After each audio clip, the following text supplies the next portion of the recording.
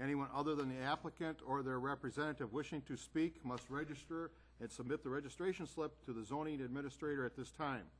Following the hearing, we will conduct our monthly business meeting, at which time we will vote on the applications. You may stay and hear how the applications are decided, or you may leave following the hearing. The application and the town board will be sent a copy of tonight's decisions. Any other person wishing to receive a copy of a decision can sign the sheet on the table by the north doors. Those of you wishing immediate knowledge of the outcome of these proceedings may call the county zoning office tomorrow morning. The procedure will be as follows for each hearing. After each applicant is read, the applicant, their agent, or representative will be asked to present their application, followed by any questions or comments from the committee. Then all correspondence will be read. Then others in favor will have a chance to speak. Anyone objecting will then have a chance to speak. I will then ask for a summary of the committee's field observations and staff comments. Finally, the applicant will be allowed a chance for a short rebuttal if they wish. Anyone wishing to speak should use the microphone, state their name, and direct their comments to the committee. I ask that all testimony be kept brief, no more than 5 minutes, and to the point. If you are testifying as a nearby landowner, please tell us where your property is located relative to the subject's property. Tonight's hearing will be recorded, and recording will become part of the record. Comments that are based on hearsay or secondhand information, as well as slanderous or prejudicial remarks, will be ruled out of order. The committee has looked at all the properties and recorded will reflect their observations. Any person affected by an administrative decision of the committee has 10 days from the filing of tonight's decision to make an appeal. Such appeals are heard by the Board of Adjustments. Information and applications are available from the zoning office. The county assumes no liability and makes no warranty as to the legality of any construction commenced prior to the expiration of a 10-day period. I will now introduce the committee. To my far left, Joe Piaski, Fred Gallerup, Bob Wadle, Terry Dopp-Pockstead, zoning administrator. My name is Mark Kirschner. First application that we will hear tonight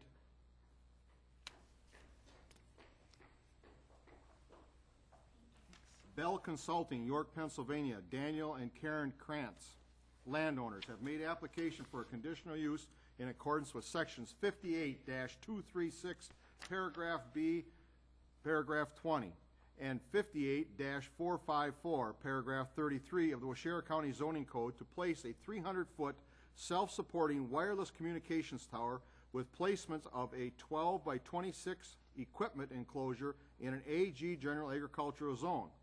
Location: an approximately 40.109 acre parcel of land known as Lot 1 of Certified Survey Map number 325, being the southwest quarter of the southeast quarter, section 22, town 18 north, range 8 east, town of Coloma.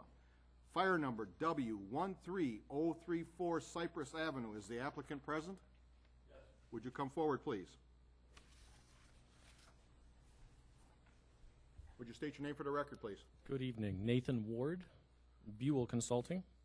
And just a quick clarification, I'm not certain with your application, but the applicant on this is Central States Tower of Wheaton, Illinois, co-applicant Verizon Wireless. What was that again, sir? Jeff or Nathan? Central States Tower, okay. Co-applicant okay, that's fine. Verizon Wireless, yes. Okay. Can you tell the committee what they're planning on doing and everything? Yeah, certainly. Quick overview. Verizon Wireless, roughly 2 years ago, acquired Alltel Communications. What they inherited was a significantly underdeveloped communications network.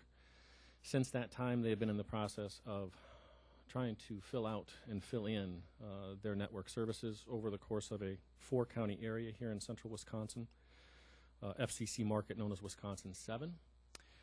Buell Consulting was hired as part of this project to help or assist Verizon Wireless in the implementation of roughly 107 new communication sites over that 4-county area. This project has, from its inception, targeted existing structures for the placement of the Verizon equipment whenever possible. We're running at just a little bit better than 50% success rate in identifying towers that we can place the Verizon equipment to avoid the necessity of constructing a new communications tower. With this being a very rural area in these 4 counties, including Waushara, Green Lake, Adams, and Marquette. There's obviously just not enough infrastructure out there to accommodate the number of sites that Verizon is implementing to get their network to what they consider baseline service. These sites will accommodate not only wireless voice communications, but wireless 4G internet access as well, which many folks in the rural communities are looking for to allow them to work from home, to allow tourists that come to the area to do their work while they're on vacation. Never was certain why anybody would want to do that, but apparently a lot of folks do. In cases such as this, where no existing infrastructure is in the location that they're trying to provide adequate coverage to, we look toward properties, talk with landowners, and find out who may or may not be interested in hosting a tower site. In this particular case, the application that's before you is with Dan and Karen Kynes. They're on Cypress Avenue. As part of your packet and requested last week by Terry, evidence regarding analysis of the nearest surrounding structures to this area to show you folks and verify why their towers could not be utilized. In the first phase of this, we did approximately 50 sites a year ago, and along the highway corridor running north to south, we did place the Verizon equipment on 2 existing structures, one just north of the town of Coloma. I believe it's at the village, the downtown area there on the highway. That tower is owned by American Tower Corporation. They're in the business of leasing space to wireless providers such as Verizon. That tower was in the right location, fitting up with the network design that Verizon had designed. So that equipment has been implemented and installed on that tower site that's on the DPOS property.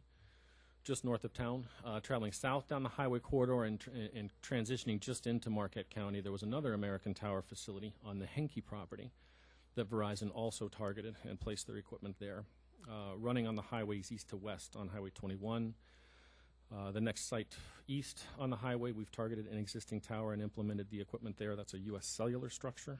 So we've added Verizon equipment to a U.S. cellular tower. And then heading west and getting into Adams County, we're proposing and we'll be constructing a new tower on the Burroughs property.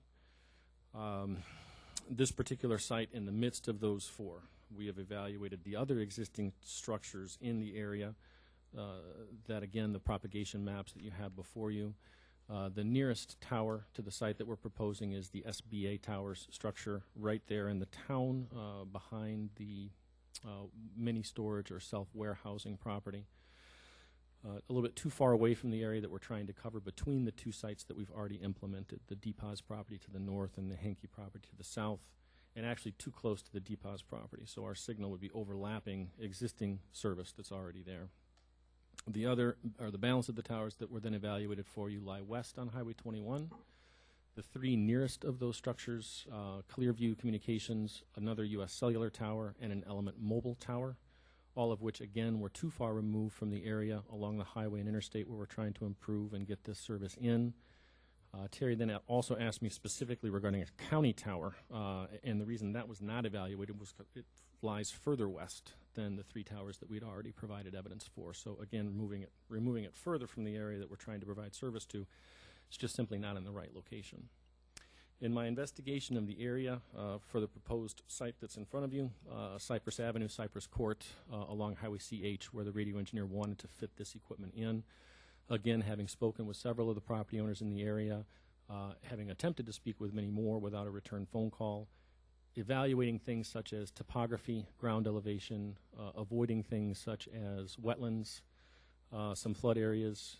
The property that seemed to make the most sense for the Verizon engineer is where we've ended up here with the Kynes family. So the application is to construct a 300-foot self-supporting lattice tower. That's a tower that does not require any guide wires.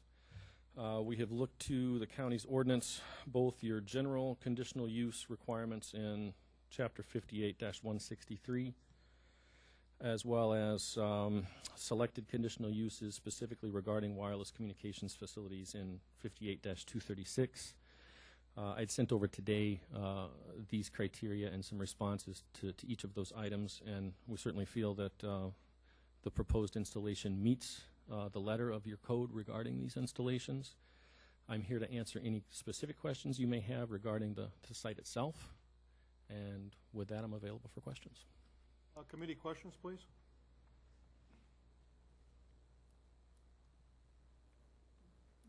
All right. What sort of traffic is anticipated at the site? Vehicular traffic, once the tower site is constructed, and the construction phase will last roughly 45 to 60 days, that is primarily weather dependent, as well as coordination of delivery of utilities, both fiber optic service and the electricity. Once that installation is completed, the traffic count at that site is roughly 1 to 2 visits per month. Okay. Are you sure of the lot lines in this area? Yes, we've actually had this property professionally surveyed. There's a copy of the survey, and CDs were provided as part of this application, so that is a stamped and certified survey. It's in a format that's recordable, and relating specifically to, let's see, in yours, Chapter 20 for conditional uses, really the only measurable specification that the county ordinance provides is that the tower be 75% of its height removed from any neighboring property line. And you will note on the survey that we have achieved that distance in its proposed location. Okay. Will the property be leased, or do you plan on purchasing the land? This is under a lease arrangement. We're leasing the access and utility easement to and from Cypress Avenue, as well as a 100-foot by 100-foot leased area within which all of the improvements would lie. What of this project will be fenced? Roughly 90 feet by 90 feet of that 100-foot by 100-foot leased area will be graded, gravelled, and fenced. Will there be any utility structures planned along or within the fencing, and if so, how many and how large will they be?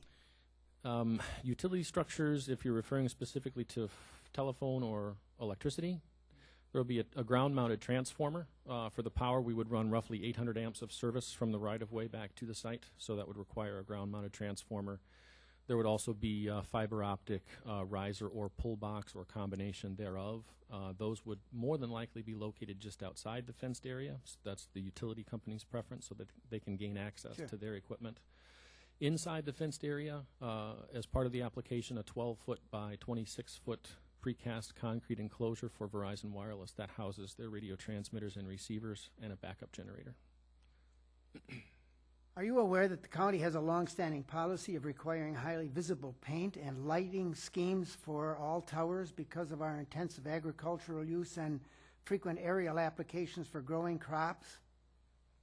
Indeed, and this tower is designed to be lit per the FAA requirements.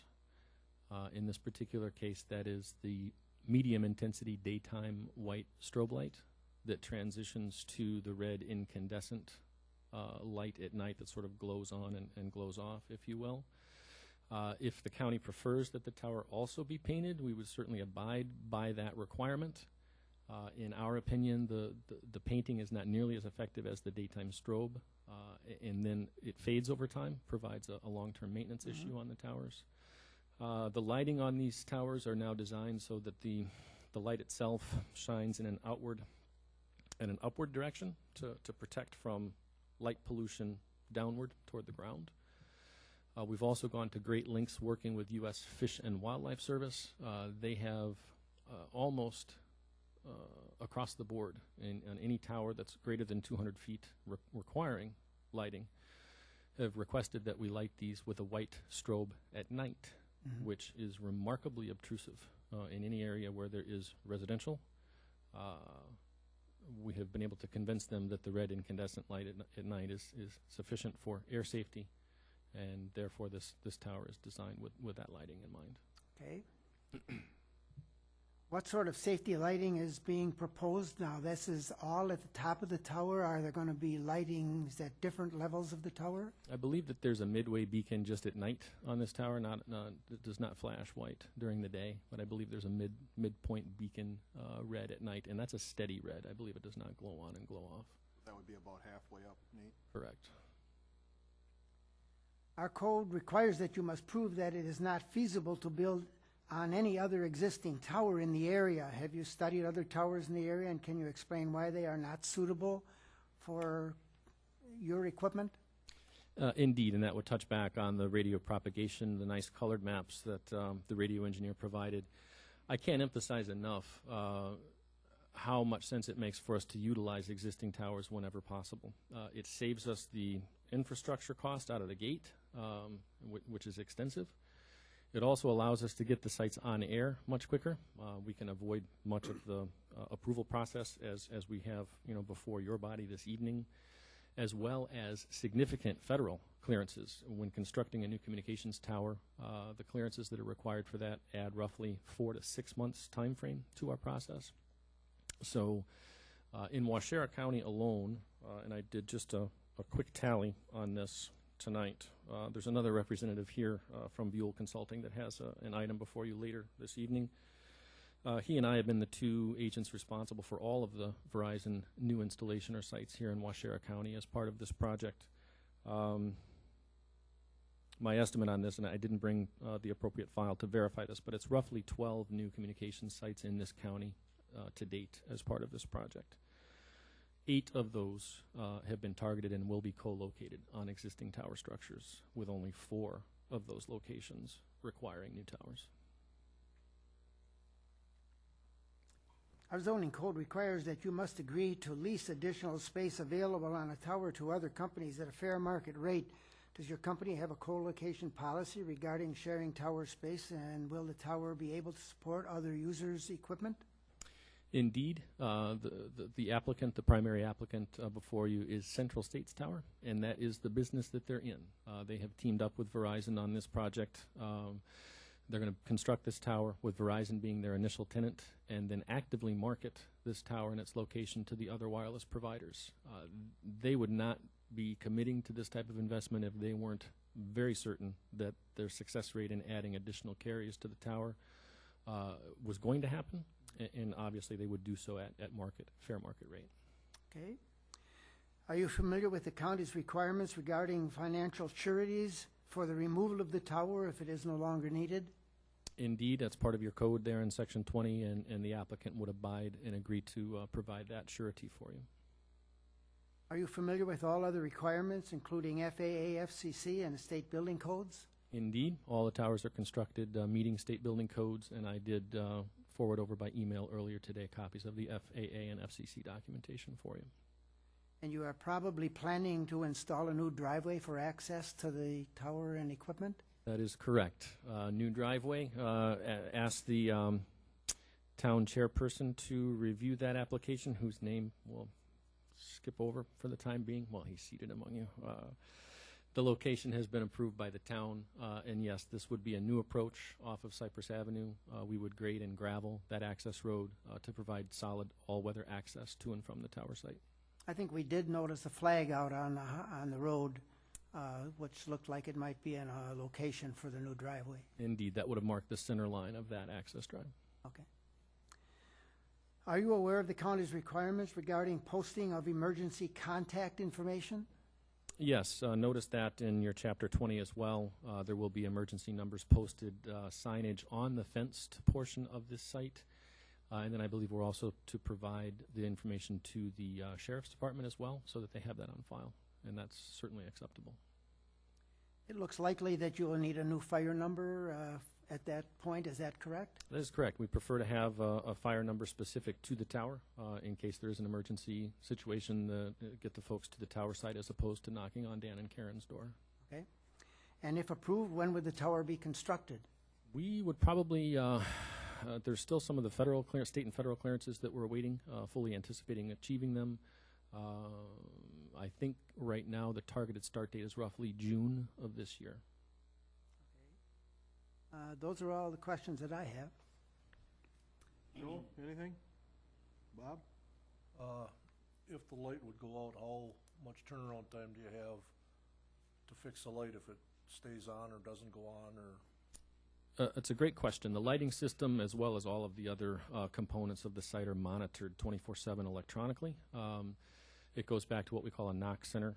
If there is a situation, high temperature within the shelter, a situation where the light goes out, we're immediately aware of the situation. I believe the FAA provides, I think it's 72 hours to correct a lighting situation. We would be I think we only have 24 hours to notify them that we have a light issue, and then I believe it's 72 hours to correct that issue. Go on for weeks on end if the light stayed at the white light versus the red light at night. No, and in fact, as quick as the telephone monitoring back to our Knox station is, the homeowner calling me is even faster. Thank you. Yes. That's probably the biggest complaints we get on the towers. Yeah, and the dual lighting, since it is one unit that transitions from one to the other, it does happen, particularly in areas where we have severe winter weather. It's normally a unit that's aged. I've been doing this 18 years, and I will still periodically get a phone call from someone on a tower site that I've done a dozen years ago, and they'll call and say, "Hey, we gotta fix that light." Anything else? I have one question, and I think it'll relate to the other one. What I understand with the new technology is that the towers are actually shorter than they used to be, but there needs to be more of them because they need to be closer together. That it's something to do with the wavelength of the new technology. Is that a fairly safe assumption from my non-engineering standpoint? It's partially correct. Okay. There are three different components. There'll be three different technologies utilized and three different frequency bands by Verizon Wireless from this site. They will utilize 800 to 900 megahertz frequency range for voice transmission. They will use 700 megahertz frequency range for some of this LTE that you hear about, 4G LTE, and then 18 and 1900 megahertz for PCS communications. Generally, the lower the frequency, the better the signal travels. It will cover more area without a significant degradation to the signal. The higher the frequency, it just simply doesn't travel as well. When you're operating all three at the same time, it's sort of a balancing act of, well, it'd be great to go taller and send that signal a long way. The other limiting factor to consider with this is what everybody carries around in their pocket and the limited power that these are mandated to operate at, and this being able to get a signal back to the tower site because they have to communicate with each other.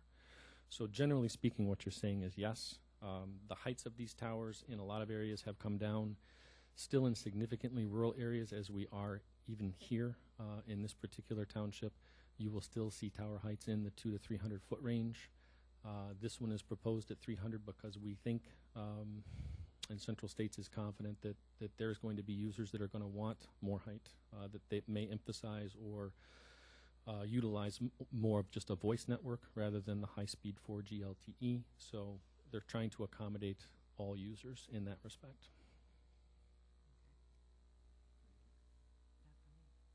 Okay. Thank you, Nate. Thank you very much. Correspondence, please. I received quite a few letters tonight, so bear with me as I go through them. The first one is from the town of Coloma, and it reads, "The town of Coloma retracts the previous letter and takes no stand on the proposed tower site located on Cypress Avenue, Section 22, Town of Coloma." And that's signed Mark Kirschner, Town Board of Coloma Chair. We have one from Reby Spraying Service received on January 21st. It's addressed to the Planning and Zoning Committee and myself.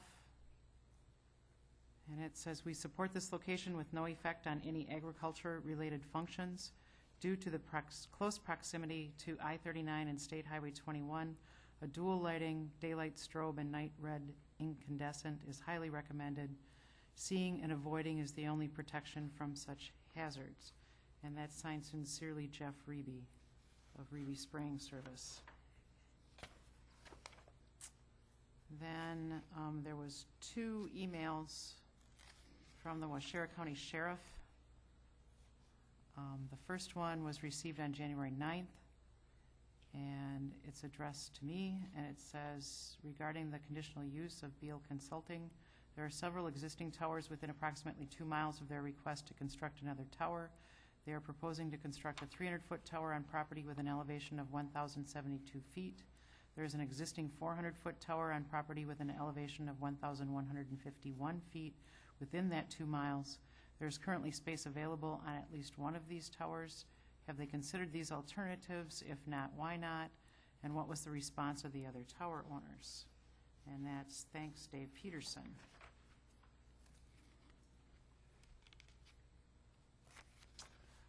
I had given him the, some of the application information that talked about coverage, and he responded on January 11th. I believe their explanation is flawed.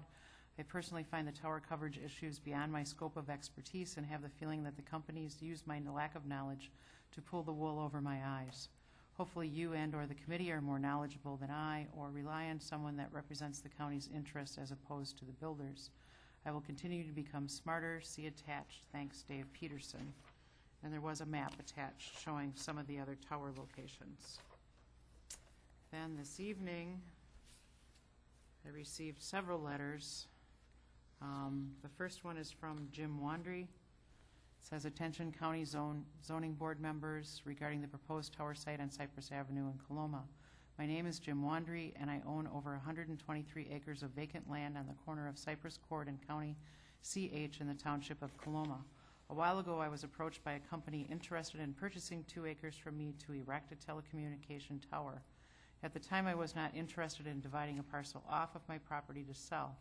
However, I would have leased the property if I had known they would have been interested in doing so. My property has a drive off of CH that is already in and a cleared area ready for a tower site. The site is not in a residential neighborhood, and it would be out of view of the surrounding area. There are not any houses that would be affected by decreased property values, noise nuisance, or safety concerns, and it would not be an aesthetic detriment to the neighbors. I would like the board members to encourage the applicant to find an alternative site for the tower proposed for construction on Cypress Avenue. After discussing this with some of the property owners on Cypress Avenue and County CH, they agree that this would be a solution for the applicant and all of the current concerned residents in the area of the current proposed site. If any of the board members or the representatives from Beal Consulting would like to view my property, I would be happy to show them. Attached is a copy of the plat map showing my property in relation to the applicant's proposed tower site, and I can be reached at, and he provides his phone number. And that's signed sincerely, Jim Wandry, W12608 Cypress Court, Coloma. Another letter received tonight is addressed to whom it may concern. We would like to disagree on the tower being put up on Cypress Avenue, and that is signed by Kelly Reitz, I think.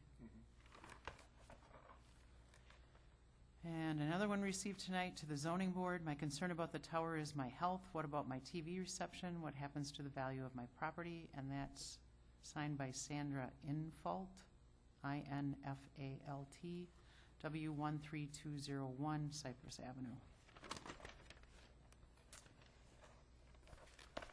Another one received tonight, addressed to the committee.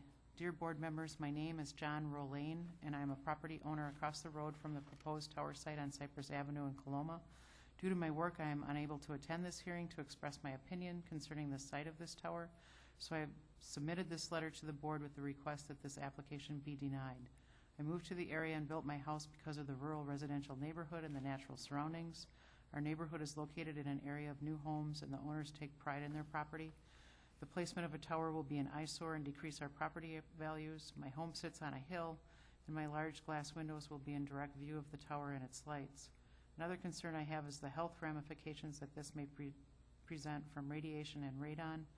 There may also be interference to our televisions and radios. The location is too close to the road and other homes. I and many of my neighbors feel the placement of this tower will cause our property values to decrease more than they have already. I request the board to encourage the applicant to either collate or multiplex for services at an existing site, or place the tower at an alternative site that is more suited and not in a residential area. I respectfully request the board deny the request for conditional use, and that's, thank you sincerely, John P. Rolane, Rolain, of W12957 Cypress Avenue.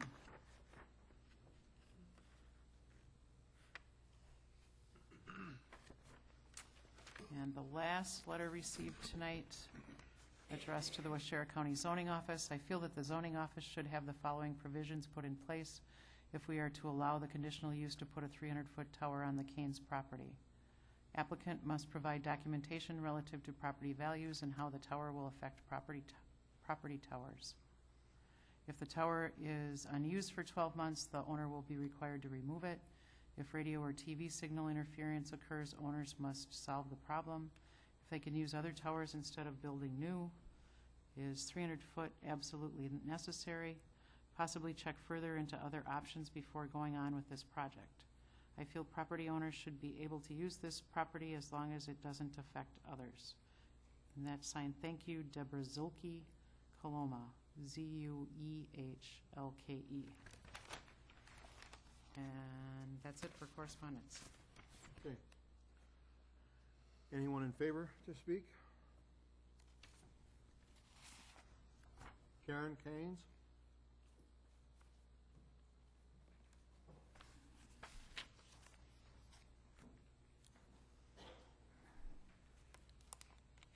State your name for the record, please.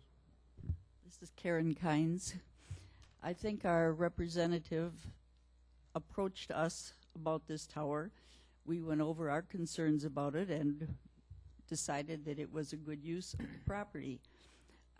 I was very surprised to hear today all the people that are against it, because these are my neighbors and not a single one of them ever called us and asked us any questions about it or anything.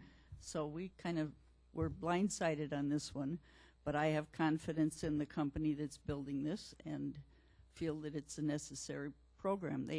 They explained how they were assessing other towers in the area and that we needed one here. So we figured we were doing a public service, basically. Thank you. Okay, thank you, Karen. Registered in favor but not speak, Daniel Keynes?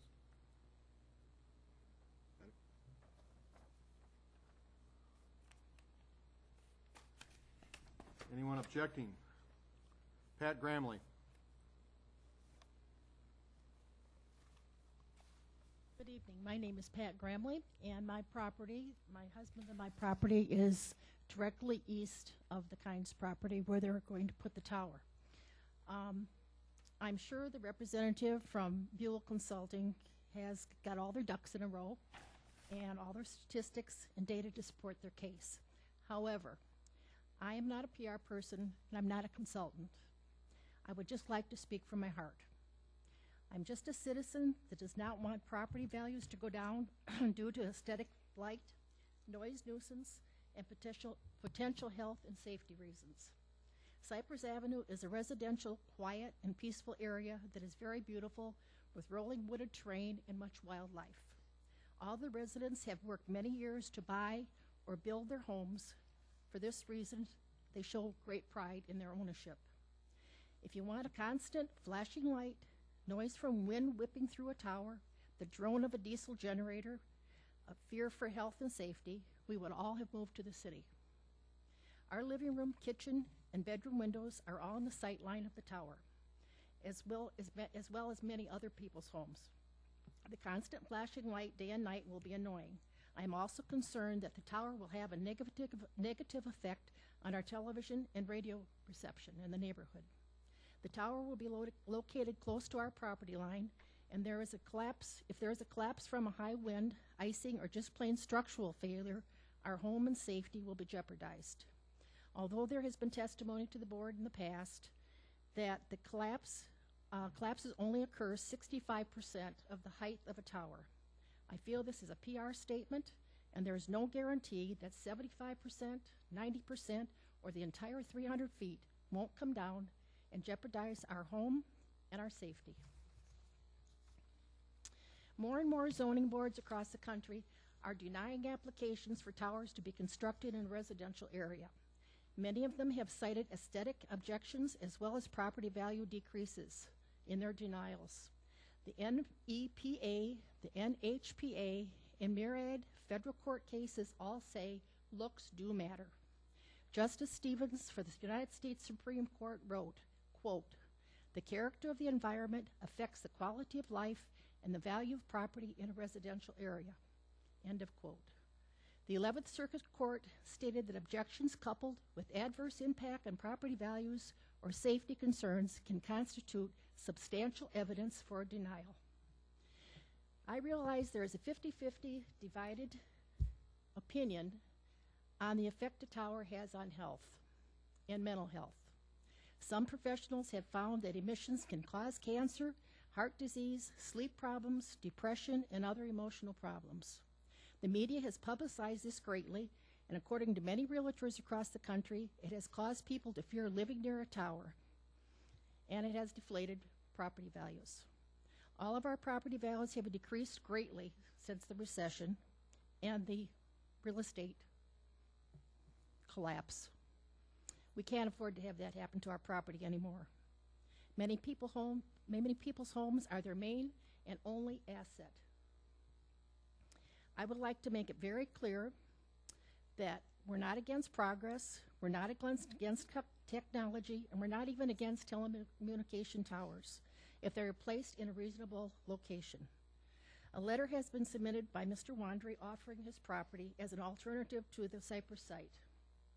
I strongly request the board deny this application and encourage them to collate services with an existing site or ask the applicant to find an alternative location that is not detrimental to a residential area. If this is not agreed to, I suggest the board request the applicant provide documentation of a service gap in the area and require them to show that there are no alternative sites which would solve the problem. Courts have held that a significant gap does not exist simply because there are dead spots in areas that otherwise have coverage. Thank you for your time and the opportunity to speak my opinion. I would just like to say one more thing. Excuse me, in answer to Mrs. Kynes, I don't know if anyone talked to them personally or not. I know my husband and I didn't, but we were not aware of this tower going up by anyone until we received the letter. So I just want to make that clear. That's the only reason, because of time. And I don't want them to think it's anything personal or anything like that, because everybody in the neighborhood gets along just fine. Thank you. Next person registered to speak in opposition, Glenn Gramley.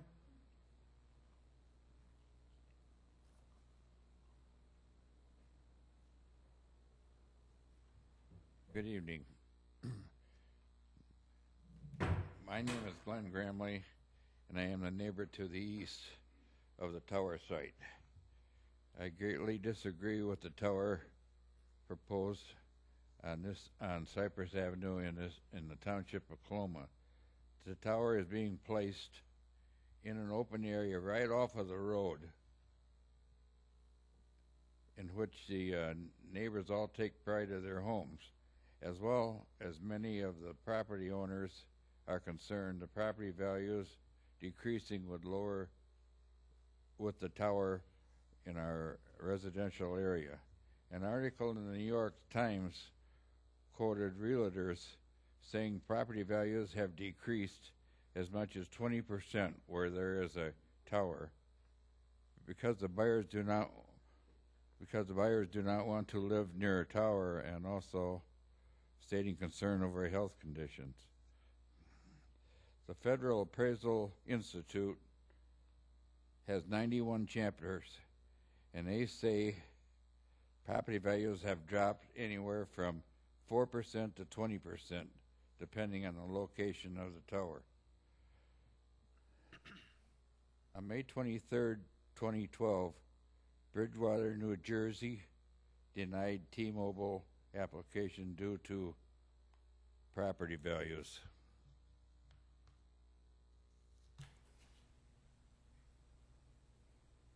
There has been 31 tower collapses in 17 states since 2000. This is due to weather, maintenance, structural failure, aircraft, and sabotage. From 1939 to 1936, 135 collapses due to weather conditions in this country. I feel that if only 75% of the tower comes down during a windstorm or ice storm, it would fall on my property. If the entire tower come down for any reason, I'm sure it would damage my house. Another issue is how tower will affect my television and radio reception. I have been told by several people that their reception has been suffered since all these towers have been installed and not living in the area, but off of Route 21.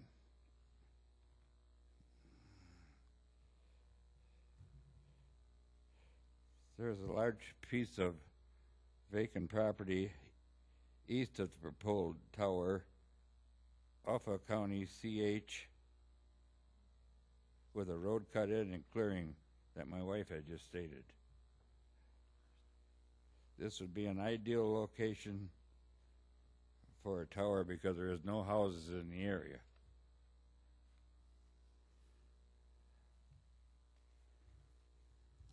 I realize the Canes were receiving an income from the lease of their property, but it should not be at the expense or safety to the neighborhood. The tower companies want to erect their towers where there is less expense to do so, but the preservation of homes and lifestyle should be considered. I moved here, I've been around here since 1958, and I moved here from Delavan and Lake Geneva, Wisconsin to get away from the hustle and bustle, and now I'm right within a stone's throw of it again. So I'm asking, I was going to say, there's a new tower going in on Buttercup and G, and one going on in Burroughs right off of 21 and G. You know, I don't know why they can't rent part of that space or something like that, because they're very close to us. And as far as the flashing light, we can see the flashing light from Tower Hill all the way at our house right now. So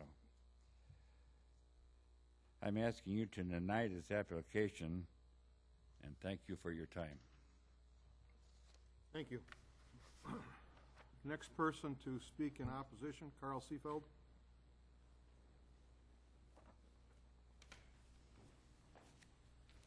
Good evening. My name is Carl Seefeld. I live on Cypress Avenue across the road from Dan and Karen. And we are obviously not in favor of the proposed tower in our neighborhood either. A little bit about ourselves, I guess, is we have been landowners and taxpayers in Waushara County now for 32 years. Downstate, we farmed in the majority of our lives, and we were the caretakers of the land, and we were always careful not to abuse or pollute land and stuff like that. We were green before the word was ever thought of. And we purchased this property with hopes for retirement, living a peaceful life, respecting the land, and enjoying nature also. We have been solicited by the mail in the past to allow cell towers on our parcel. And we declined, kind of based on the golden rule. I would not want to impose this on anyone else. And we have many concerns. The cell phone tower standards were set like in 1996, 17 years ago, and they are extremely outdated. And most of these tower companies are trying to get in as many towers before the regulations change, and they are on the horizon, I hear. There are many studies on possible health risks. If you go looking for them, there are just hundreds and literally thousands of them that have, and I brought a few handouts along if somebody wants to see them. Many of the articles I have read are about the dangerous effects on people with compromised immune systems. And this strikes close to my heart because Sue has a diagnosis of lupus, and I'm concerned. Many communities are beginning to restrict placement near residential areas. Many communities are limiting the number of towers that are allowed in any given area.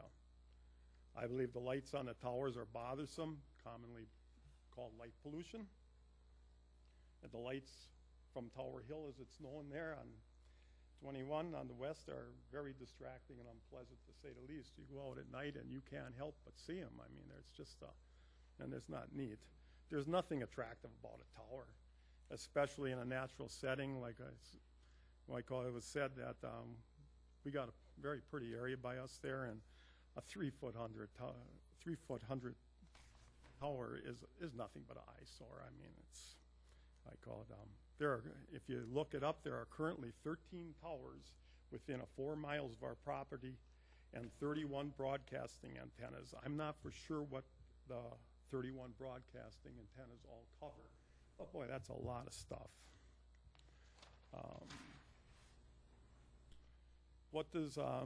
Then I have a few questions on what does this proposed tower do to enhance our community? What are the benefits to our neighborhood? Will there be any jobs created for any local residents? Will this bring in any revenue for the community or the county? I think no is pretty much the answer. To close, I would like to bring up the monies, the unfair financial aspect of this. If the person leasing to the cell tower company gets income that offsets their taxes and probably gives them an income, that's like giving them a free ride. You know, it's while the rest of us continue to pay a relatively high tax while having to put up with the possibility of health risks, light pollution, the disturbance of the balance of nature, and the unsightly, ugly tower, which will be seen from our yard. For residents and landowners, a cell tower this close means decreased property values. Thank you for your time, and thank you in advance for considering to view and review the information. Thank you. Next person registered to speak in opposition, Maxine Gears.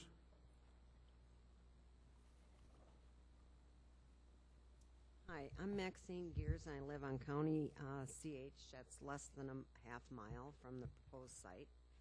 And mine is more questions and health concerns.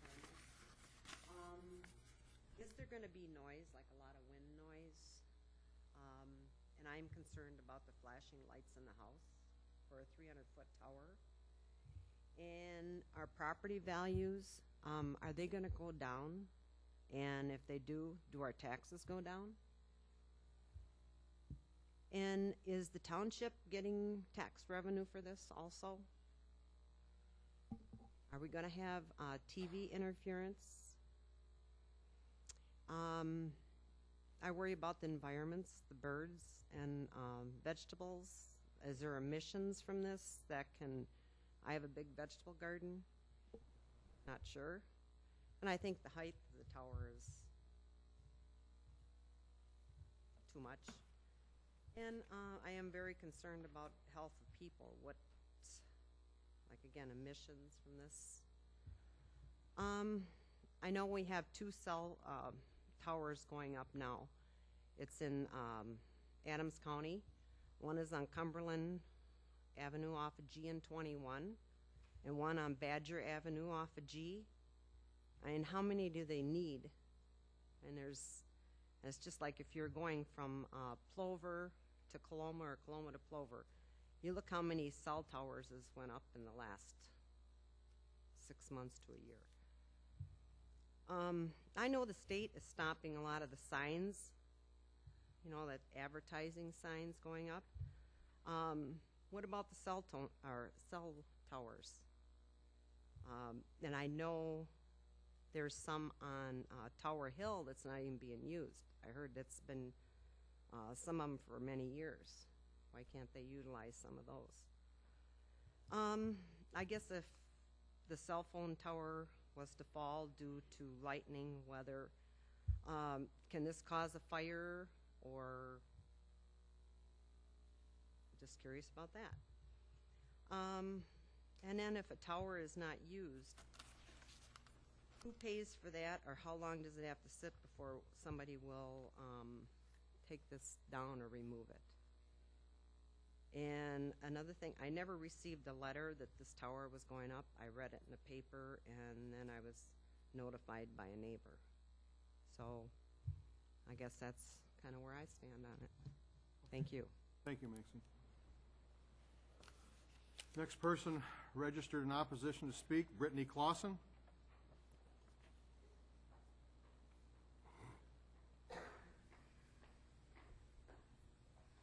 My name is Brittany Clausen Semro, and the proposed tower would be located approximately 0.7 miles to the east of the farm that my husband Carl and I recently purchased.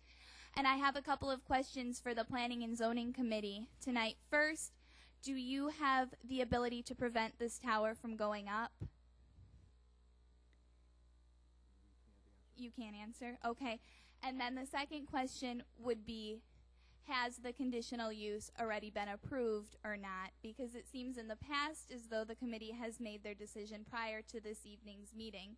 However, if that is not the case and the committee can prevent this tower from going up, that would be the right and just decision. Clearly, there are many in opposition with the tower being located at this property, along with my husband Carl and myself. And if the tower must be located here, it's obviously unfair that the landowners are the only ones who receive compensation when there are many others that are going to be negatively affected as well. So if that is the case and the tower must go up here, the only way to make it fair is that all of those that are going to be affected receive something. Thank you. Thank you, Brittany. Okay, anyone else? Nope, that's it. Okay. Anyone to speak for information? No? Staff comments, please. For the record, the committee has previously been furnished with a copy of the site plan and all the other pertinent data for this and the other applications that they will be considering tonight. I'd like to explain a little bit about conditional use permits. All of our zones have uses that are permitted outright, along with uses that may be permitted provided certain conditions are met.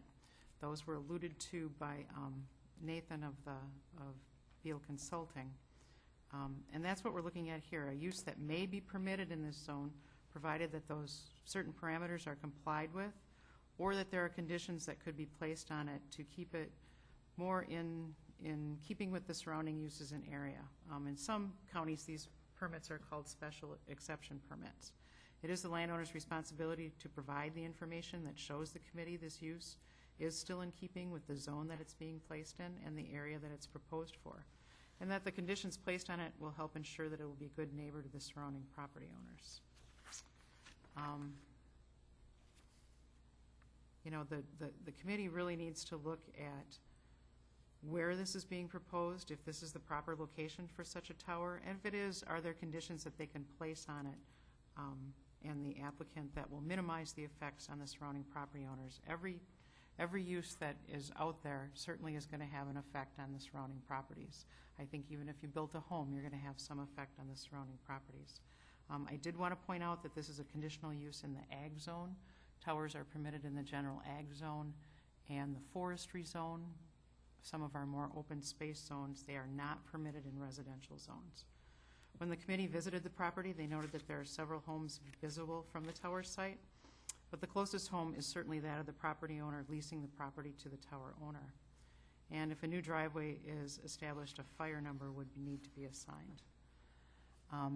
As far as some of my comments go, most of these, or all of these towers that no longer have guide wires on them are certainly designed to collapse upon themselves. Again, I'm not an engineer. I don't know exactly how it works, but there's breakaway sections that they seem to fall within a confined area. Certainly no one can guarantee that there wouldn't be a tornado that maybe would change that. You know, I don't think anyone's saying that, but if it were a failure due to ice or some other reason, it is designed and would fall within a smaller area. We have gone around about setbacks for quite some time.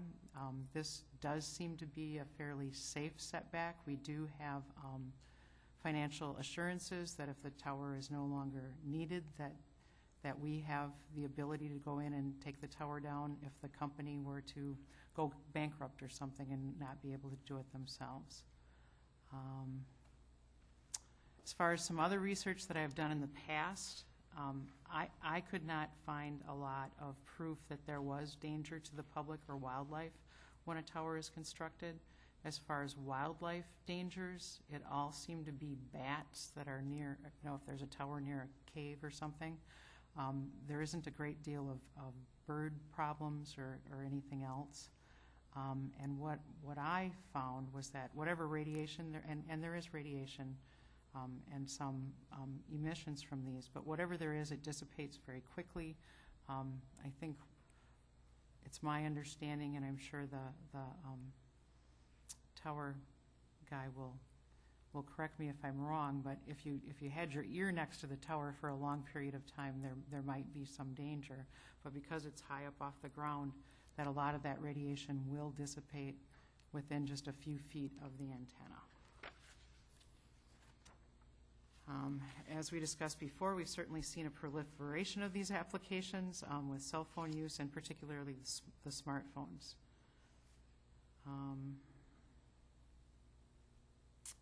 The applicant did provide coverage maps that would be available for anyone to see, and the committee has been provided with those. And then as far as lighting goes, that's another thing that always comes up, but with our agricultural community and the widespread use of aerial spraying, it's always been a priority for public safety to make sure that these towers are visible. I probably should point out that the strobe light is during the day, and then it changes over to a constant red light at night. There is no flashing light at night that is required. And that's it for my comments. Would the applicant like to come forward and answer some of the questions maybe that were asked? Yes, and thank you for the opportunity to respond. The questions and concerns of the neighbors are common. They've become less prevalent in years past. This is starting my 18th year of siting communication sites for the wireless industry. Roughly 1997 to 2000 is when we met with the most opposition, because the new towers and the new communication services were very much an unknown. Much more so these days, we're finding that communities are promoting and trying to get more infrastructure in so that the people can benefit from the services that they provide. The benefits to the community are simply that. Improved wireless communications. Folks that work and travel and vacation rely more and more heavily on the ability to use their phones, their smartphones, and their computers in a wireless capacity wherever they are, whether that's in their home or on the road or in a hotel room or in a cabin or on the lake. I've bulleted the primary issues that were brought up. I'm going to try and respond to those as best I can. The tower safety in the fall zone, is the county's requirement that requires the 75% tower height setback. Some communities require 100%, some communities require 125%, some communities require 50%. There are many communities, and the best case example I will give is the community of St. Paul, Minnesota, very densely populated urban environment, that in their business and commercial districts, they have a 0 lot line setback. You can build a communications tower on the lot line. That is because they recognize the engineering design criteria to which these towers are designed and constructed are significant. They've changed dramatically over the last 50 years, one of the gentlemen quoting tower failures back to the 1950s. It takes a severe weather event to bring a tower constructed as this one is to the ground, and more than likely it's going to fold over on itself, similar to bending a drinking straw in half.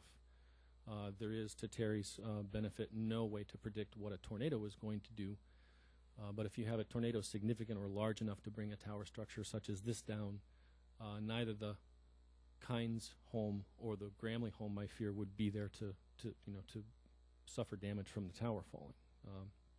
And we certainly hope an event like that never occurs. One of the other comments, the letter that was provided by Jim Wandry. It's ironic because that is one of the property owners that I attempted to contact on several occasions when I initiated the investigation for this project, leaving messages, leaving my business card on the door of his home. The property that Jim owns and has even referenced in his letter, some of the primary concerns that we had, there's a significant amount of wetland on the property that Jim owns. Not certain that he was going to be interested at the time. that we were investigating. It's a little late for us to stop and change gears and go back and initiate a conversation with Mr. Wandry now. The health concerns.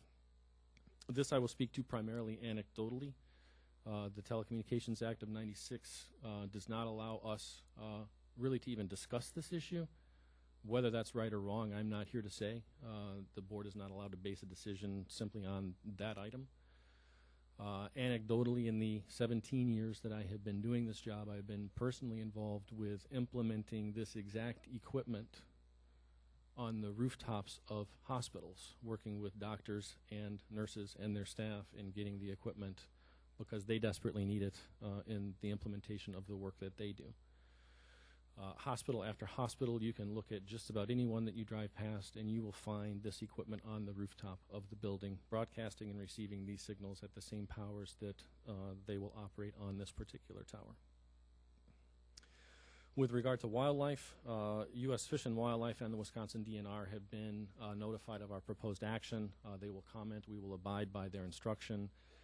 Most commonly, they request that we not light the tower if possible. If we're over 200 feet, we have to.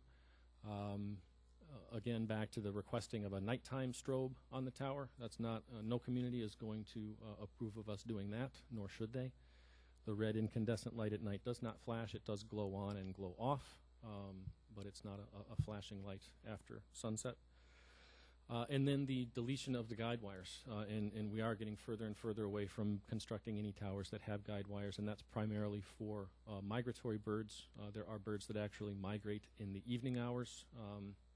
Certainly any birds flying in difficult weather, overcast, rain, snow, etc., where the guide wires themselves are very difficult for them to detect and see. So we have worked with U.S. Fish and Wildlife and the DNR to design the tower with wildlife preservation in mind.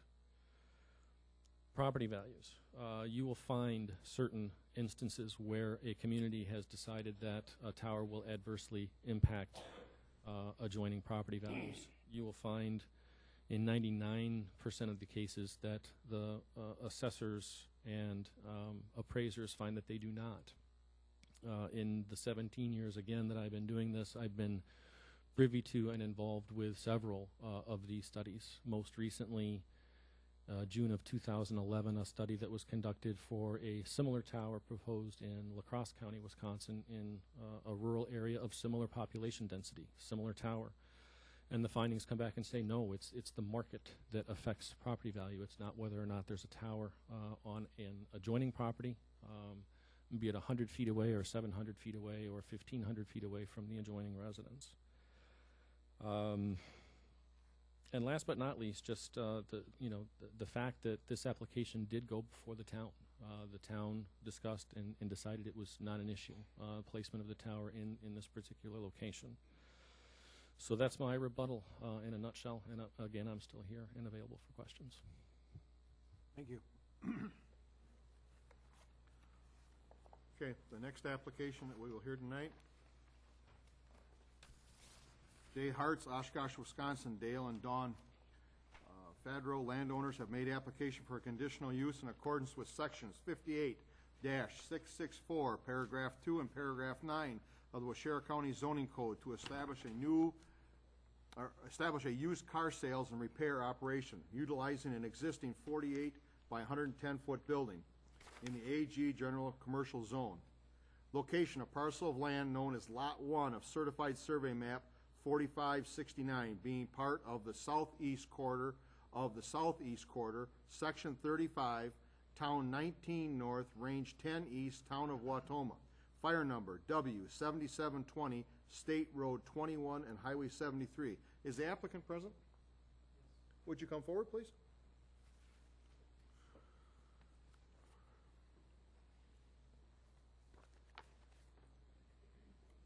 My name is Jay Hartz. Okay. Can you give us a little explanation of what you're going to do and stuff there, Jay? Well, we're proposing to open up a used car dealership with a repair center in the back of it. Could I ask you to speak into the microphone? You have a soft Sure. voice, and Okay. it's not gonna. Would you like me to repeat? No, that's okay. Okay. We hope to sell between 50 and 75 cars a month there. We hope to have a repair center consisting of 3 to 4 mechanics. We do not propose to have a body shop. We will keep the property clean and well kept. We hope to operate in a very professional manner. We've hired a professional general manager who's been in the car business approximately 20 years. He actually used to work for Russ Myers car lot up in Wild Rose. We're well financed. We have good bank financing behind us. So we have lots of capital to make this thing work. We think we'll be a positive addition to the community. We hope to add about 11 jobs that would be new jobs to the county, so that will help the tax base and bring more people to the community. And that's pretty much what I have to say. Have you any questions? Committee questions, please? Yeah, has there been a recent survey of that lot, and do you know where all the lot lines are? There's been a survey. I'm not sure how recent the survey is. We're aware of where the lot lines are. Will there be any other employees outside the immediate family? Outside my family? Oh, yes.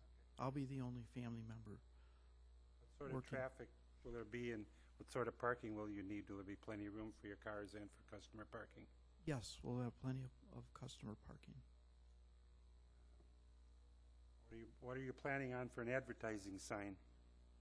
Well, there are 2 existing signs on the road. Those will not be changed as far as size. Are you aware of all the state building codes and other state requirements, and will they all be met? Yes. Exactly what kind of repair work will you plan on doing there? It's general automotive and small truck repair work. No body type of work will be done. You planning on doing air conditioning work? Yes. And you said you weren't going to have a body shop, but you plan on doing any body work or painting at all? No. We'll send that out if need be. What was that? We'll send that out to another company if need be. How do you plan on disposing of the waste oils and other waste products? The vendor that will sell us the oil will also come and pick up the used oil and recycle it. Do you have any waste tires? And if so, where will they be stored? So if we do have waste tires, they'll be stored internally until they can be picked up by the vendor. Do you have any outside storage of parts? No. Or supplies? No, none at all. And where are you planning on the vehicles waiting to be serviced? Where will they be parked? They'll be parked in the back of the building. Are you planning on any salvaging or scrapping of vehicles? No. And what kind of volume do you hope to have? And you said 50 to 75 cars a month or so. Is that, how many customers would you figure they're going to be in and out a day? Well, we'd hope to have a lot of customers come in. Typically, if you sell, let's say, 2 cars a day, you might have 6 to 8 customers come in. What sort of sanitary facilities are in the building now? There are 2 bathrooms. Are there any floor drains or catch basins in the building? And if so, how will these wastes be disposed of? There are catch basins in the building, and they discharged into the general sewer line. Are you planning on any remodeling to the existing structure, or are there any other additions or buildings being planned? No additional buildings, no remodeling except for painting and basically painting, fixing drywall, things like that. Will all activities other than the vehicles on display for sale be inside and no business or products stored outside? That's correct. If an approval is granted, when would you start the operation? We would like to start it in the middle of February.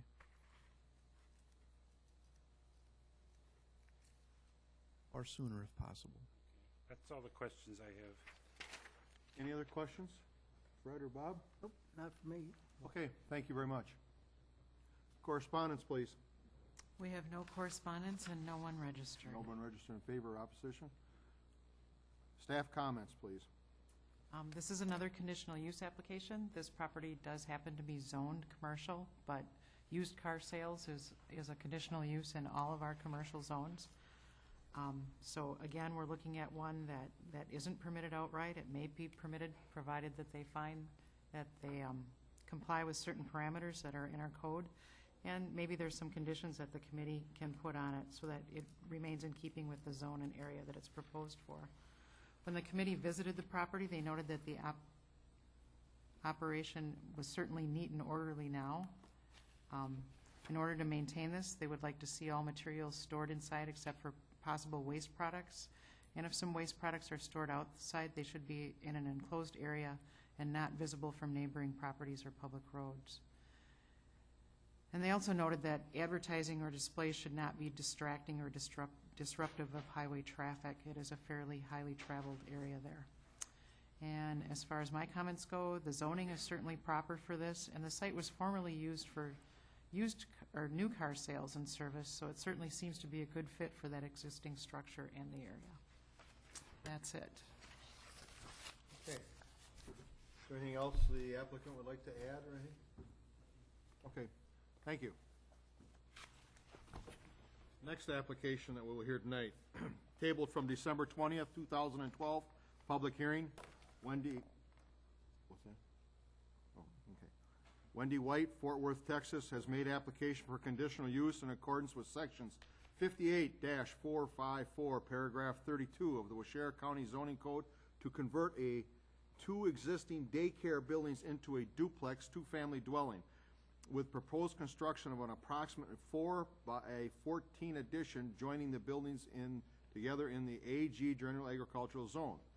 Location, an approximate 2.45 acre parcel of land lying east of County Highway XX and lying north of Certified Survey Map 1707, being part of the northeast quarter of the southeast quarter, Section 15, Town 18 North, Range 13 East, Town of Aurora. Fire number N1498, County Road XX. Is the applicant here? Please come forward. Hi, my name is Amy Krause, and Wendy White now resides in Texas, is why I'm here to speak in her So behalf. you're here as her representative then? And yeah, whatever you said. Can you give us any information about it or anything like? I believe that it's waiting for approval in order to get the insurance and all that kind of taken care of, so. And you'd be able to answer some questions here for us, I'm sure. As best I can. Okay. Questions, please? Hey, has there been a recent survey done of the property? Don't know, okay. Do you know where the lot lines are? Not either. I just texted her. I said, I hope they don't ask me a lot of questions. Well, there's a bunch of them. Could you explain the reasons why you would like to establish a duplex on this property? I believe it's for insurance reasons. The insurance company is requiring that the two buildings be joined in order to insure it. Okay. The existing buildings are manufactured homes that were previously used as a daycare facility, is that correct? Yes, Did these buildings meet the commercial building codes? I believe so. Did you need to make a lot of changes to the manufactured homes to meet the requirements for the daycare? No. As far as walls being removed or? No. Okay. So they're pretty much just the way they were? Yep. Are you aware that these structures will now have to meet the Uniform Dwelling Code requirements because the use is changing? I believe she realizes that, yes. Have you talked to the building inspector about what may need to be done to meet these requirements? I believe she has, yes. How many bedrooms are you planning to have in each dwelling? I thought about it. I actually worked for Wendy at the daycare, so I believe there's two in each building. Is the septic system properly sized for both sides of the duplex? Yes. Will you be able to hook the holding tank into the existing mound system? I know there was an issue with that, with a grease trap she was talking about. something with that. But what was the question again? Is the septic system properly sized for both sides of the duplex? Oh, yes. I believe so. Okay. I can probably shed some light on the holding tank. I do believe Wendy had talked with a plumber in the area, Bill Toma, and he's aware of the requirement to hook that up, so he was going to address those issues, and it was feasible Yeah. when he looked at it. Each unit will have at least 720 square feet of living area? Don't know. The existing buildings probably have more than that. I would think it's more than that. Mhm. Are you planning any other construction at this time? I don't believe so.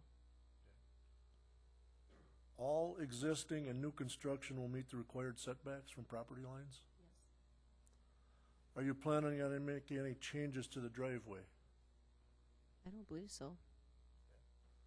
Have you talked to the neighbors in the township about this project? I don't know if she has, but I think that's what we're, And with this change, will you need a new fire number for the second unit? you would. Yeah. Wouldn't you need one now? Is that maybe why it's? I actually think that's part of the reason we found out was the post office Mm. contacted us because there was two parties living there and only one address, so.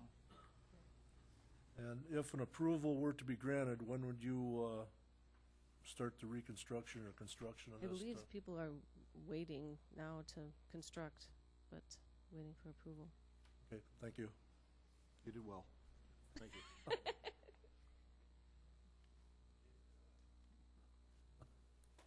Okay, correspondence? We have no correspondence and no one registered to speak. Staff comments, please.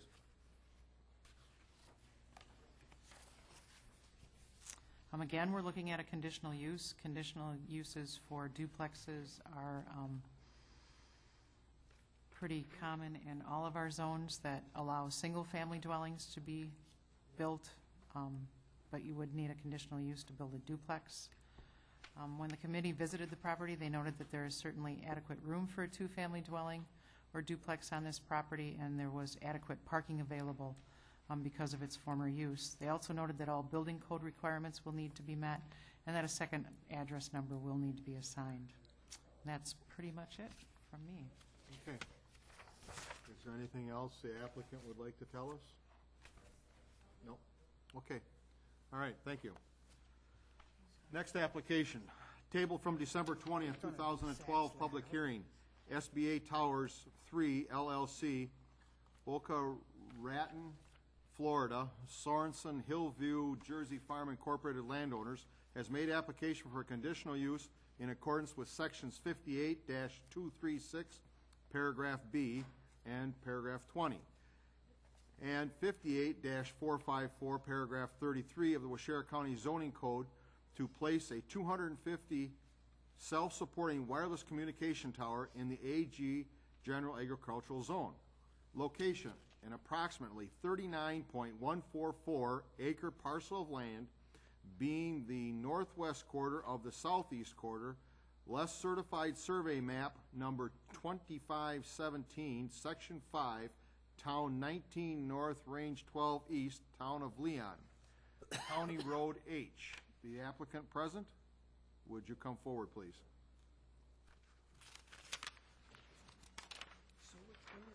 State your name for the record, sir. Sure. Ronald Zeckel, Thank you. agent for SBA and for Verizon Wireless. Okay, thank you.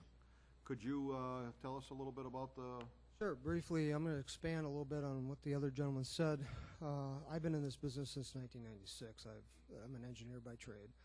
I do a lot of ordinance review, a lot of ordinances. I do a lot of CUP hearings out of Madison, Milwaukee, so forth. I do a lot of medical issues. I mean, we have the standard vicinity or standard questions here. We're looking at Verizon is implementing this 4G structure, very similar to U.S. Cellular with their LTEs and Sprint. You're going to see Sprint come on. You're going to see AT&T infrastructure come on. A lot of building has to be done because these phones, these smartphones are getting so small and so, well, they require so much data they're drawing so heavy, and they're also become much safer on the phone system. So it's drawing heavy from the towers, and obviously the companies are trying to use every existing structure they have, because this is a major build out in the region, and Verizon's using a 12-county region in this vicinity right now. Of course, USL is upgrading right now on their LTEs, so forth, and I say so because I do a lot of USL stuff too, but they're doing a lot in there. So Verizon's trying to, again, because it's so expensive, they try to use existing structures as much as possible. Obviously in the Pine River area here, and we supplemented a map, there's nothing here within 3 miles. And you need to have something very, very close to your target, because they got to match up to one another at some point. So we're trying to use as many co-locations as we can. But obviously the tower areas, some of these areas are going to take towers. There's no ifs, ands, or buts about them. Obviously each county has their different ordinances. Obviously the purpose of that is try to get as many carriers on an existing tower as you do. If you have to build a new tower, then you build a tower accordingly, that you can probably get 4 or 6 carriers on there or whatever, and all this other equipment. In this particular case, Soros and Chris is the town chairman, obviously Leon, we came to agreement on a location on his property that's not going to affect his ag areas. It's kind of bumped up by the backwoods there, and we're going to propose a 100 by 100 foot area with a 250 foot self-support that's going to be capable of probably carrying 4 to 6 carriers, and also other county equipment or other 911 equipment or whatever. Usually you can have a combination of all. So the purpose of this is to get the propose a tower and then build a tower to service the whole general region. Now we went through, this would be a 250 foot self-support, so you're looking at about 20 foot on the base of the 3-legged tower, basically, not a monopole, a 3-legged tower, no guide wires, and then the fenced-in compound, approximately 100 by 100 leased area from Chris. So it's a straight leased area, and obviously his farm equipment works right around the area. We had a town meeting at the town of Leon, and very supportive, no issues there. I'm sure they sent over the town letter. They did ask about some county equipment from the county area. I don't know if you have that, but they realized in that area, in order to really conduct business, you're going to need, and with the landlines basically coming to the end of the line here, you're probably looking at about 6 more years where the companies have agreement with the government that they're no longer going to service them anymore as far as maintain them. So you're seeing the whole system go to a wireless upgrade, and obviously there's a lot of things that have to happen here. So in order to get a really good system in place, you're going to need some new towers somewhere.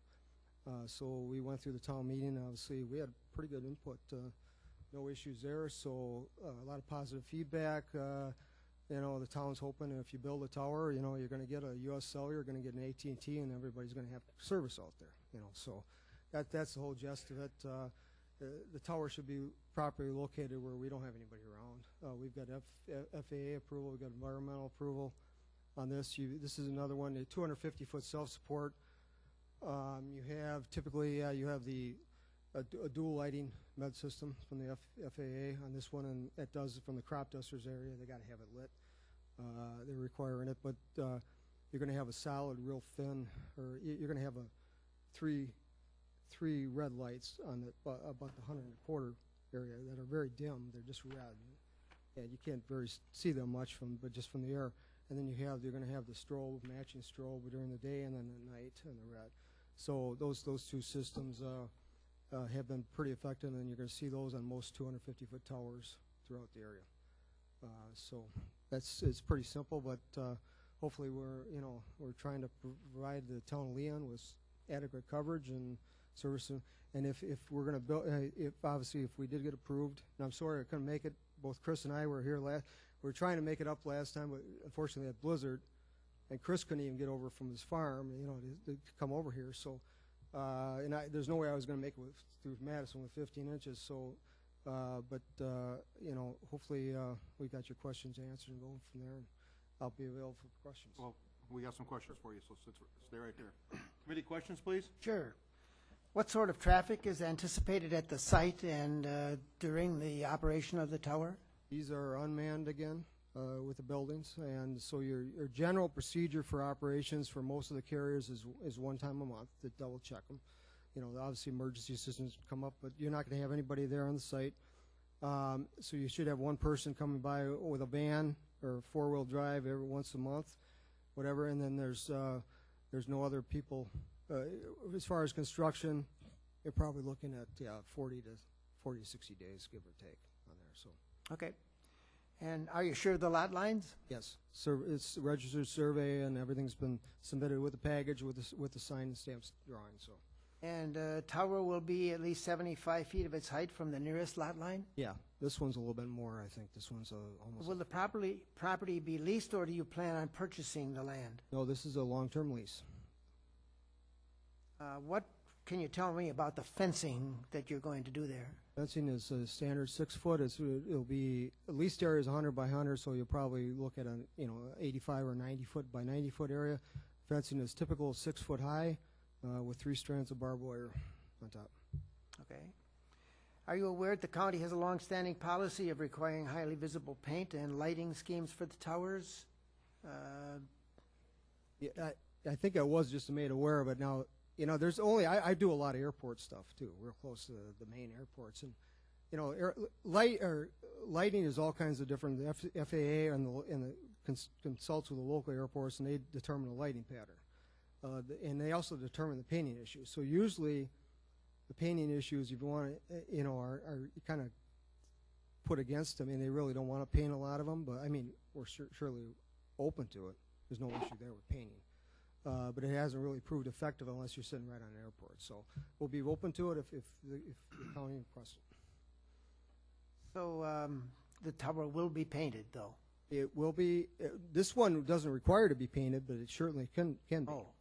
Okay? This is not a requirement of this particular area. This is 250 foot. So normally only the painted towers if you're in a glide slope or you're right on the airport. Usually those are the only ones that'll ask, hey, we want you to paint this a little extra here or whatever per marking. But normally only the FAA will require just standard lighting. Okay, and you've spoken of the safety lighting. Would you just briefly say that again so we can get it? The safety lighting in this required by the FAA and it is approved for this 250 foot tower. You would have one, or you would have the mid light at 125, and they put 3 lights on each. There's 3 legs coming up here on this. It comes up to the top. So 125 feet, you're going to have three red lights, very dim, but you'll see them at night. And then you'll have at the top you'll have a white strobe during the day and a red strobe during the night. Okay. Have you discussed this project with the gas company that has an underground line nearby, and have they indicated that they are okay with the tower placement at this location? Or do they have requirements for structures near their lines? No, Chris had talked to him, and conferred with him on this because he is the town chairman again, and there was no issue. We're as usual on any of these towers, and we were looking at doing a guide wire, and we thought, well, that might interfere with the easement, so we're going to get away from that. We're just going to do a self-support and contain it. Self-support is obviously the first thing you do is come in with a bore, check the soil. That's been done. So you may design the foundation for a 30-foot depth or a set of caissons or whatever. This is a structural design tower. It's not going anywhere. And I don't know, as an engineer, I don't know if, once in a while you can see some of these older guide wires. They're in place. The county has them. They're there for 40 years. Clear Channel has them 40, 50 years. They're getting, those are the towers that are sketchy. The new towers aren't going to go anywhere. They're designed by borers. They're designed by stamped and certified engineers. They're going to drop like this courthouse is going to drop. I mean, it's designed to stay. You're talking about a pretty good amount of money that's going in here, and everything's stamped across the board. So if an engineer designs this and say that we can drop a 50% or we can drop it at 25, they will drop it. They'll weaken the center core of it, and they'll design to drop. It kind of defeats the purpose of the tower. I mean, sometimes when you design something to fall, but that's what they do. But this one, no issues here. Have you considered placing the tower a bit further to the south or west to get further from the pipeline, or was that not any? No, we're backed up. We're backed up as far as we can to the south into the woods. Right, we're abutting the woods, You know, and then we get into environmental, we don't want to destroy the woods or environmental issues as much as possible. So we're backed up against this farm field to the top south. We're in the top high. We're the best location possible. We noticed it was up high on that hill. Do you have insurance coverage for all damages that may happen should the tower fall and cause damage to property, anybody else's property? Yes, we do.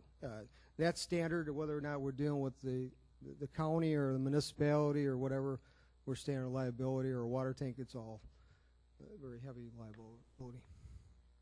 Okay, our code requires that you must prove that it is not feasible to utilize other towers in the area. Have you found and studied other towers nearby, and can you explain why they are not suitable for your equipment? Yeah, I did an FCC check, FAA, there's nothing within 3 miles here. So, and normally you're only required to within a mile of typical area, but you cannot, normally you're stretching when you go past about 1.5 miles off your target. You know, because you're moving away from other towers that are established or whatever. So, yeah, we can concur there's nothing within this region. Our zoning code also requires that you must agree to lease additional space available to other companies at a fair market rate. Does your company have a co-location property policy regarding sharing tower space, and will the tower be able to support other users' equipment? Yes, this tower will be designed for probably five communications carriers plus other sheriffs or whips antennas or 911 data. We constantly work with like the different counties and as far as emergency equipment too. So yes. So if you have a co-location policy, could you provide the county office with a copy? We can provide a general statement as far as our co-location. Sure. Okay. Are you familiar with the county's requirements regarding financial sureties for the removal of the tower if it becomes obsolete or is no longer used necessary? Yes, we are. And that's standard in some counties, some standard in non-county. We're agreement. That's no issue. Are you familiar with the requirement to post emergency contact information? Yes. Are you familiar with all other requirements, including FAA, FCC, and the state building codes? Yes. And do you plan to use the existing driveway off the county road? Yes, we are, and that's existing. That's Chris's existing farm access. We are going to request a fire number on that one, and we are going to build it a little. Chris's conversation with the gas company. We're going to build a little heavier over the gas coming over that easement, so there because we will have some heavy equipment coming up. Okay. Will you need to make improvements on that road, or well, you just spoke to that issue? Yeah, what we'll do is generally we'll subsurface it, and then just it'll be a nice gravel road with the easements coming in. Will you need to make? No, we're not there. Oh yes, we have to make improvements, and have you contacted the county highway department about that driveway location? It's obviously it's an existing farm road. We just have to get a fire number. So yeah, I do have the contacts, and I will be contacting them. Okay, and if approved, when would the tower be placed? This one would go right away. So this one's budgeted and funded, and I would assume we'd be looking in March. Okay, thank you. That's my number of my questions. Any other committee questions, Joe or Bob? Okay, thank you very much. Correspondence, please. On December 11th, we received a letter addressed to Mark and myself from Jeff Reeby, this time representing the WAAA, Wisconsin Aerial Applicators Association, or something like that. And it says the subject for a wireless communications tower located in Section 5 of the Town of Leon, the WAAA, there's 3 A's. I think I got too many, has no objection to this tower location.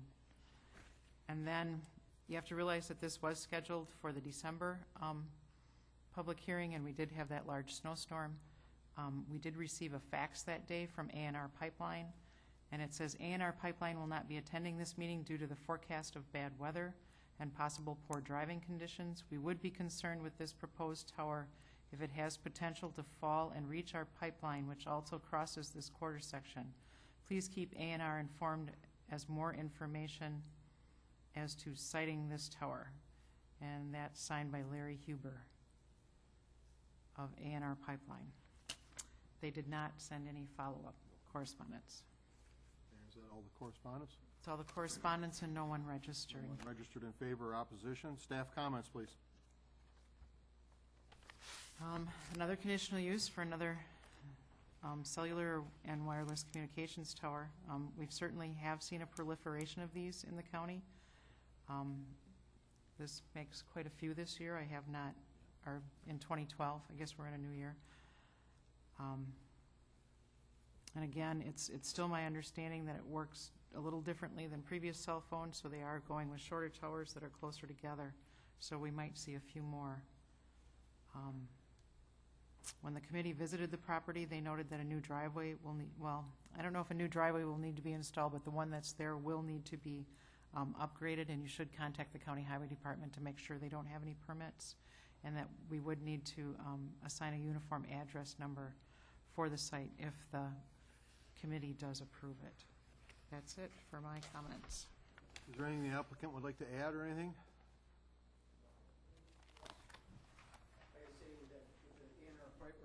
Or the easements or whatever, you know, you can just say our drawings will be sufficiently structurally bored and sufficiently for basically a no fall. I mean, it's designed for not to fall down, you know, so, so we're aware of their issue, and obviously we will take the appropriate steps for the easement coming in as far as the gravel. Okay. Okay. Thank you.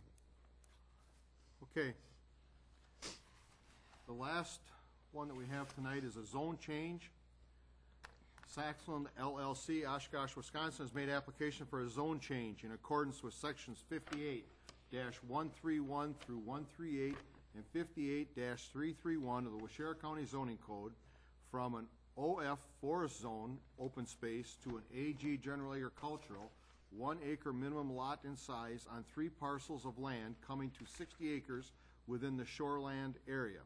Location, 3 parcels combined being part approximately 60.0 acres in size, being the northeast quarter of the southeast quarter and the north half of the southeast quarter of the southeast quarter, section 24, town 20 north, range 11 east. I don't know how you pronounce Wapaska or something like that, lake? Wapasitica, something like Want to that. run that by me again? It's an Indian name. Okay. Whatever, town of Springwater, fire number N 5866 24th Lane. Is the applicant present? We'll ask him. Yeah, we'll ask him. Would you please come forward?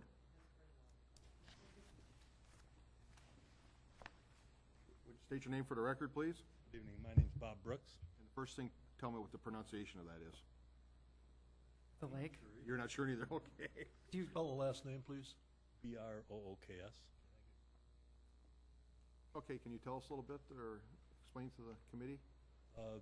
Basically, I just purchased this land about 1 year ago. It's 4 parcels total. 1 is in ag, the other 3 are in forest. Looking to put a cabin on the property. The building site that I've chosen is in the forest section, so it would either require a conditional use permit or to get rezoned. Since I get to come and see you guys either way, I was advised just to go ahead with the rezoning to get all the property to be consistent. All right. Staff comments? Or not comments, questions, please? Has there been a recent survey of the properties? No. You know where all the lot lines are? Yes. You describe the plans for the property? You said you're going to build a cottage and the rest going to be left as is? Yes. I'll do some forestry cutting and probably put in some food plots for deer. Do you have any long-range plans for the property other than that? No. Is it safe to state you're going through the zone change so you can build a home or cabin on each of the parcels? No. Without the need for public hearing in the future? No. I'm just looking to put up one right now. You plan on dividing the property now or in the future? I do not plan on it, no. Have you had the preliminary soil work done, and will a proposed building site pass for a mound or a better septic system? Yes. Will any new driveways be required to meet the spacing? No, I'll have to make it a little wider, the one that's there now, so. Actually, that question has to do with distance between driveways. You're not going to put in new driveways or multiple new driveways? No. Okay. Are you aware of the county subdivision requirements? Yes. You planning to subdivide this land into smaller parcels? No.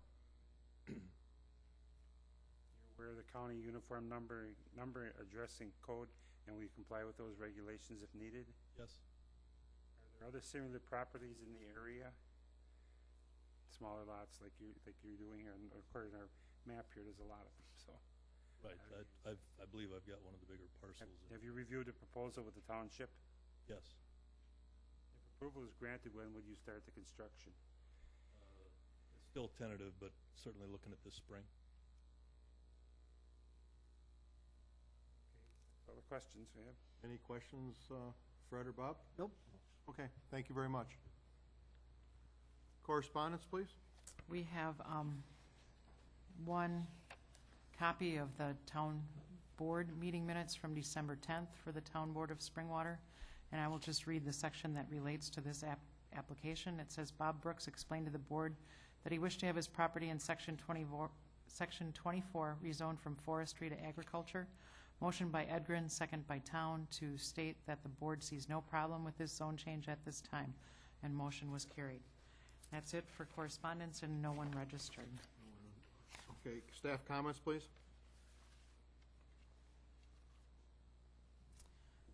I'd like to explain a little bit about zone changes because they are different than the other 4 applications that we've been looking at tonight. In this case, it's going to change the zoning from an open space forestry designation suitable for woodlots and timber production to agricultural zoning. Ag zoning is the zoning classification that is present in many areas around the county. Quite honestly, we have very few OF zones left. Our soils and landscape are not particularly suitable for timber production, and our Christmas tree farms tend to be more of an agricultural crop anyway. The most important aspect of the OF zone is to preserve some open spaces. Generally, they are wooded, so some open wooded spaces. The landowner has stated that his reason for changing the zoning is to make a single-family dwelling permissible on the property. He's not planning on starting to clear or farm the parcel. And in addition, it appears that the township is in favor of changing this zoning to allow limited development in this area. Because of its permanency, a zone change must pass 3 different boards. First is the Planning and Zoning Committee, following tonight's public hearing. Then the application goes to the full county board for review, and then finally to the town board for review. And the application must be approved at all 3 locations, or the change does not become final. When the committee visited the property, they noted that there did not appear to be issues with parcels being used for home sites. There were certainly many smaller parcels to the west that already had homes or cabins on them, and the applicant has had preliminary soils done, and it does show that the area where he is proposing to build will support a system other than a holding tank. So that's it for my comments. Okay. Is there anything the applicant would like to add or anything? Okay. Okay, thank you. That concludes our applications for tonight. We will now conduct our public or business meeting. Roll call showing everybody is here except Larry, who is absent due to an illness. Need an approval of the agenda? I would move the approval of the agenda. Second. Motion made by Fred, seconded by Joe to approve the agenda. Any comments or discussion on it? If not, all in favor? Aye. Opposed? Minutes from prior meeting,